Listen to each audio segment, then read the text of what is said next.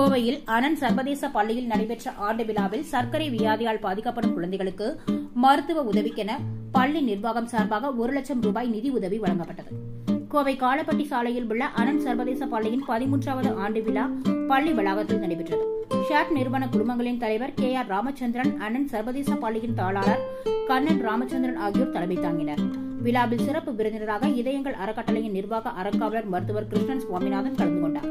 முன்னதாக செய்தியாளர்களிடம் பேசிய பள்ளியின் தாளாளர் கண்ணன் ராமச்சந்திரன், பள்ளியில் ஒவ்வொரு ஆண்டும் மாணவர்களின் சமுதாய நல்லிணக்க பண்புகளை மேம்படுத்தும் விதமாக இந்த நிகழ்ச்சி நடைபெறுவதாக கூறிய அவர், அதன்படி இந்த ஆண்டு நடைபெறும் விழாவில் பள்ளி நிர்வாகம் சார்பாக நீரிழிவு நோயால் பாதிக்கப்பட்டுள்ள குழந்தைகளுக்கு மருத்துவ உதவியை தொடர்ந்து செய்து வரும் இதயங்கள் அறக்கட்டளைக்கு பள்ளி நிர்வாகம் சார்பாக நிதி உதவி வழங்குவதுடன் இதில் மாணவர்களின் பெற்றோர்களுக்கும் நிதி உதவி வழங்க உள்ளதாக குறிப்பிட்டார்.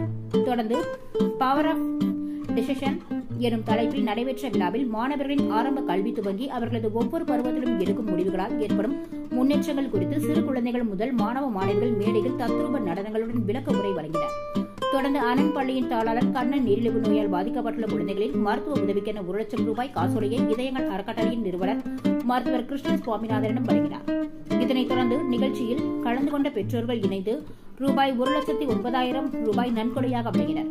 விழாவில் பள்ளியின் முதல்வர் நந்தகுமார், சீனியர் முதல்வர் சந்திரசேகர் உட்பட பள்ளி ஆசிரியர்கள், ஊழியர்கள், மாணவ மாணவிகள், பெற்றோர்கள் என பலர் கலந்து கொண்டனர். பள்ளி ஆண்டு விழாக்களில் ஆடல், பாடல், கலை நிகழ்ச்சிகள் வழக்கமாக நடைபெறும் நிலையில் குழந்தை மருத்துவ உதவிக்காக பள்ளி நிர்வாகத்துடன் இணைந்து பெற்றோர்களும் நிதி உதவி வழங்கிய இந்த விழா நிகழ்ச்சியை ஏற்படுத்தியது.